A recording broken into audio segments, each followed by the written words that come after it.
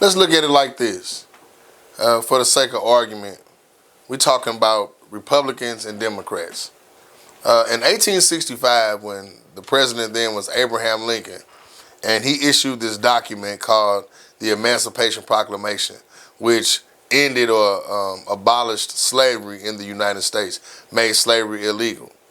At the time, President Lincoln, he was a Republican. The Republican Party was the North. They were the Union. They fought for the, progression or whatnot. And again, this is for the sake of argument. Also, let's think about the South, led by Jefferson Davis or the Confederates. These were Democrats.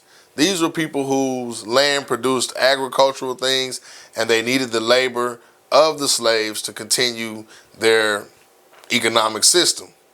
So it's just interesting that today, that as a people, as majority of black people, we tend to just heavily vote Democrat. Now I'll share something interesting with you. Did you know that black people didn't start voting Democrat heavily like that until the New Deal, when they came with food stamps, low-income housing, things of that nature?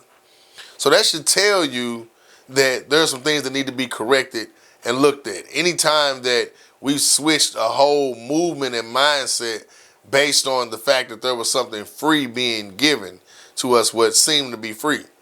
So that's just something to think about, at a time when people who were fighting for the new way of life, to abolish slavery and things of that nature, these were the people of the Republican Party. And now you have the Democrats, who were the Democrats, and typically black people, we vote Democrat. I hear a lot of people say, I just go to the ballot and I just vote Democrat. Well, let's stop doing it. Let's start taking a look at who we are voting for. A lot of us liked Bill Clinton, thought even though he was white, he was the first black president. But Bill Clinton is responsible for the 85% law, the truth in sentencing law, that requires people to have to do 85% of their times, 85% of their sentence, whether they're first-time offenders or not. This was brought up under by Bill Clinton. Even he and his wife are touring the country now talking about that was a mistake. So you have Maxine Waters, who did the 100-to-1 crack law. You have the Obama administration, who did, basically you can lose your Section 8 or your home if someone who lives with you or a family member does something that has nothing to do with you. There are a lot of things that are affiliated with government control that Democrats do. So let's just think about, the food stamps, the Section 8. We don't want to stay stuck there forever. We don't want to stay stuck in a slave mind. It's just something I thought I'd point out, take a look at, go back and look through history. Hey, why am I voting Democrat?